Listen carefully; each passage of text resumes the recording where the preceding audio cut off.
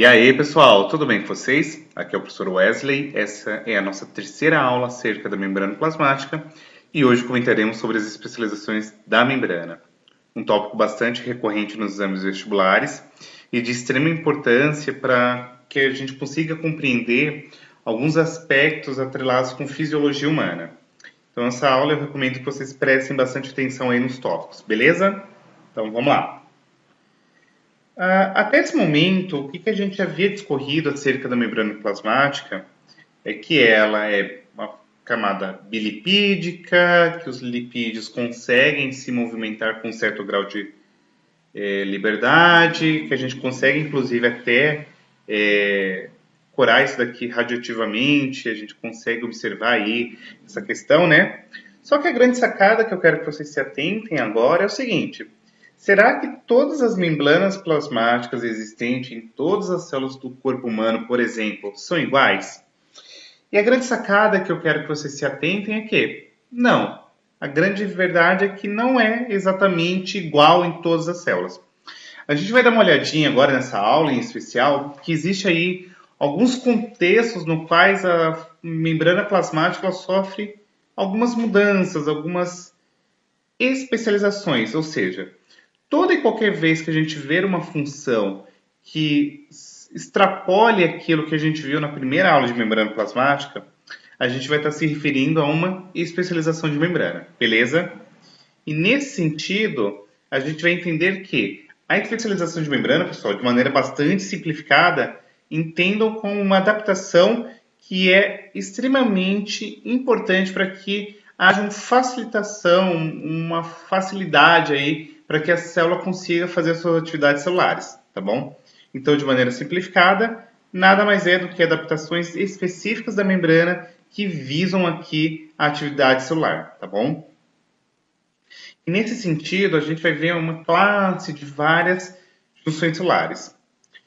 E aí, as primeiras que eu quero destacar aqui para vocês são aquelas que estão atreladas diretamente com tecido epitelial. A quem não sabe, um tecido nada mais é do que um conjunto de várias células aí que desempenham uma mesma função e se reúnem formando um tecido. E aqui eu quero que vocês se atentem que, quando a gente estiver falando de junções celulares, geralmente a gente se atenta, acaba se desdobrando aqui, falando acerca de tecidos epiteliais, tá?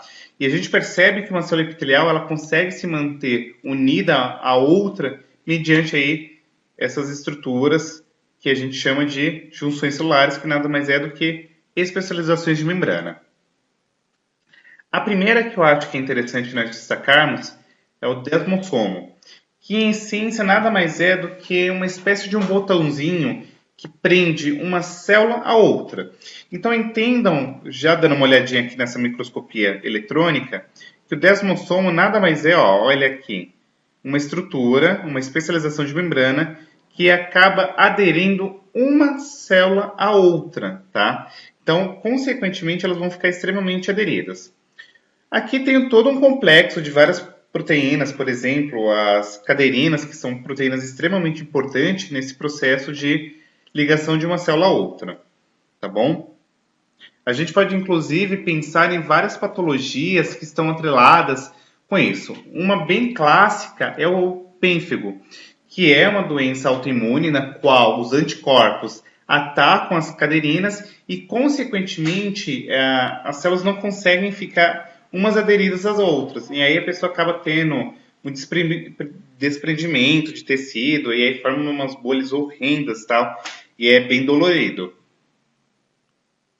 Além disso que eu falei, uma outra importância é que a gente pode pensar que os desmossomos eles estão aqui com um importante elo de ligação entre uma célula e outra. A gente pode pensar aqui, por exemplo, nas células epiteliais do intestino, que são unidas aí de maneira bastante forte uma às outras. A gente pode observar isso aqui também em células musculares, tá? E aí é importante a gente se atentar que os desmossomos, eles garantem uma resistência mecânica à junção dessas células, tá bom? Posto isto, é de interesse que nós destaquemos agora uma segunda especialização do tipo junção celular, que são as zonas de oclusão.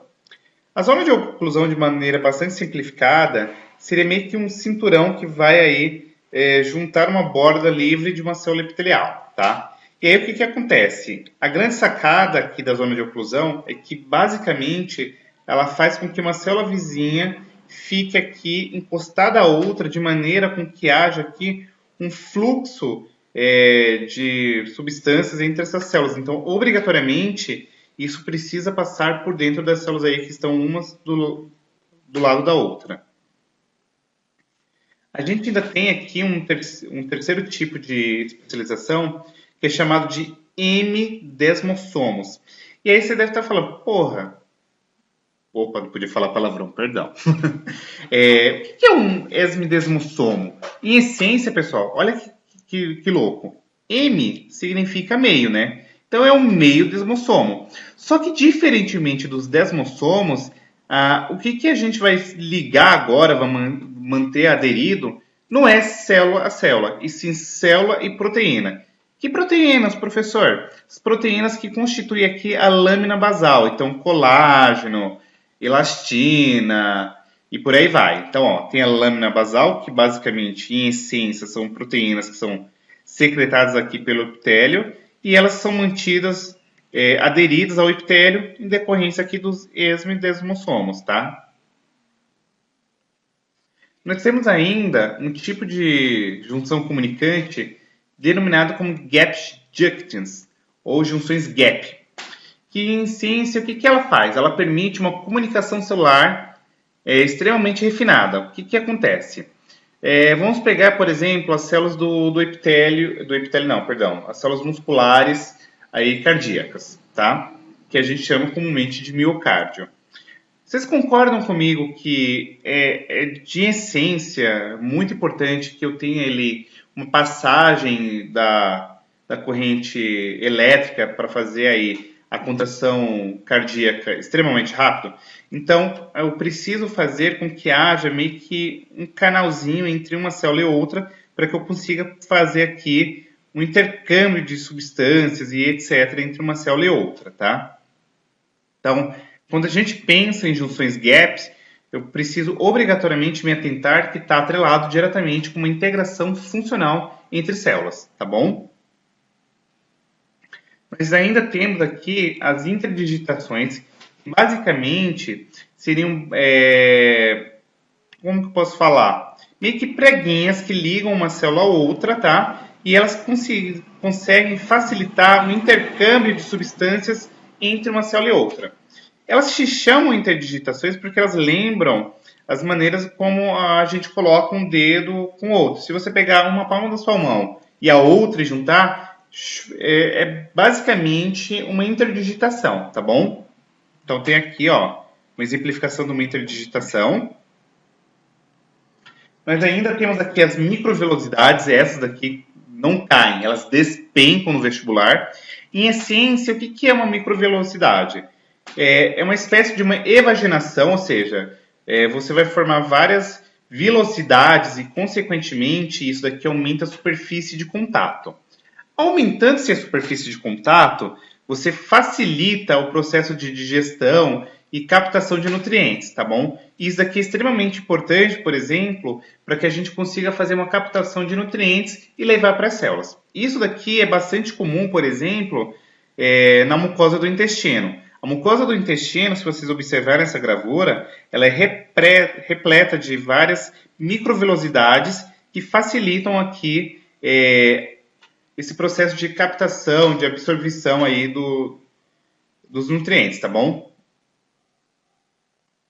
Nós temos aqui o plasmodesmo, que nada mais é do que um canal comunicante entre uma célula e outra. Isso daqui é bastante comum em células vegetais. Então, se vocês derem uma olhadinha nessa figura, por exemplo, notem que eu tenho uma estrutura chamada de plasmodesmo, que nada mais é do que uma estrutura que vai conectar um citoplasma a outro. Então, você consegue possibilitar, por exemplo, troca de informações, trocas de estruturas, trocas de moléculas entre uma célula e outra. Isso daqui é bastante comum, em especial em células vegetais, beleza? Posto isto, eu ainda preciso destacar a vocês aqui, por último, que nós temos aqui a questão dos cílios e flagelos, muito comum em organismos procariontes, isto é, organismos que são desprovidos de envoltório nuclear e, consequentemente, o material genético fica aí disperso no citoplasma, tá? E aí o que acontece?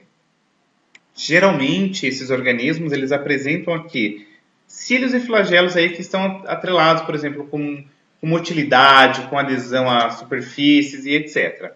Só que no caso da espécie humana, nós também temos aqui cílios. Um exemplo bastante clássico, que vocês vão dar uma olhadinha lá nas aulas de fisiologia humana, é o cílio presente na traqueia. Ao longo da nossa árvore brônquica, existe aí várias estruturas ciliadas que fazem uma função de remoção de eventuais partículas aí que entrem e não devem ficar ali no trato respiratório, tá bom? Então, a nossa aula de especialização de membrana, em essência, é isto, tá bom? Espero que vocês tenham curtido. Um forte abraço e até a próxima aula. Um beijão, fui!